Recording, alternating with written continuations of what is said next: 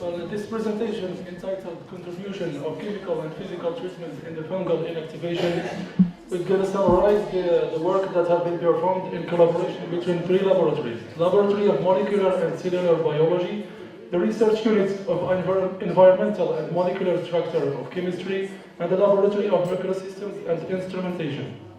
This presentation, of course, we're going to start with an introduction and background. Then I'm going to explain briefly the setup used for the physical treatment and also for the chemical treatment. Then we'll give our results and finish with the conclusions and perspective.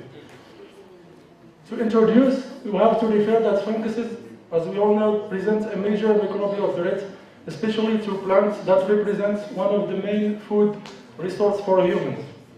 For this study, we chose these three fungal species, two from the family of Rhizarium and one from Alternaria. And in our work, we offer two efficient techniques for the fungal decontamination process. The first one is physical technique and the second one is chemical. Then we'll give our results in comparison between the two techniques. So for the physical treatment, we have used a setup that have been fabricated in our laboratory. This setup is called the plasma device. It produces or generates a plasma jet at the exit, as shown in this figure. The plasma jet is an ionized gas and it contains highly reactive species. The treatment using plasma jet can be either on solid media or on liquid media. In previous studies, we have found that the treatment on solid media is focused only on a small area, giving the inhibition of a small zone of the fungal species or the bacterial species. However, for the treatment in liquid media, it gave a total inhibition. For this, the physical treatment will be only focused on the treatment of liquid media, and in our case is water. So what happens during a plasma-based treatment of water? The species generated in the plasma discharge will interact from one side with the treated objects, which are the fungal spores that are presented in water, and from the other side, they interact with the molecules of water itself. This produces a secondary kind of reactive species that also interact with the fungal spores, giving at the end the results of our study, which should be the inactivation of the fungal spore. For the chemical treatment, we have used one of the oldest class of antimicrobials, which is called sulfonamide. The sulfa drug we have used is called sulfamethoxazole, or simply SMX. It's known as a chemotherapeutic agent, but lately it has been used for the treatment of bacterial infectious diseases. However, compounds of sulfonamide derivatives, especially when attached to a metallic compound, are found to be more effective than the free ligand. For that, we've taken the free ligand of the SMX molecule and combined it with the zinc molecule to obtain a crystal-shaped crystal-shaped compound that have been diluted lately in DMSO in different concentrations.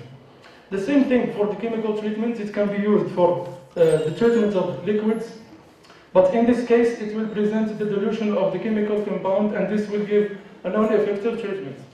So it was found to be more effective on solid media, and for that we have used both disc and well methods. For the results that we have found, we're going to start with the physical treatment, and this table, in addition to these demonstrative images, presents the results for all the tested fungal species that we have chosen. And we have found that using helium plus air as working gas for the plasma discharge gave a total inhibition after 25 minutes of treatment, whereas helium plus oxygen was not effective for the treatment, and helium mixed to nitrous oxide gave a total inhibition after just 5 minutes of treatment of water. This because nitrous oxide leads to a different chain reaction that leads eventually to the generation of the molecules of nitrates and nitrates whose concentration increases over time.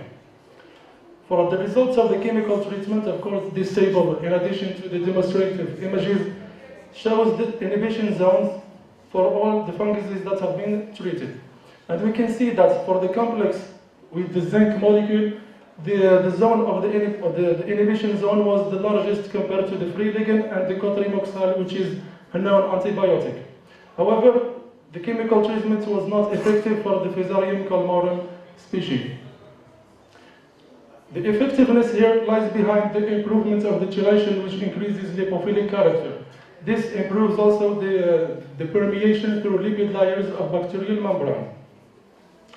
To conclude our work, we'd say that the physical treatment is effective in the fungal inhibition in liquids, whereas the chemical treatment was more effective in the treatment of solid media. For the physical treatment, nitrous oxide is the most effective working gas as it leads to the production of nitrate and nitrate in increasing concentrations.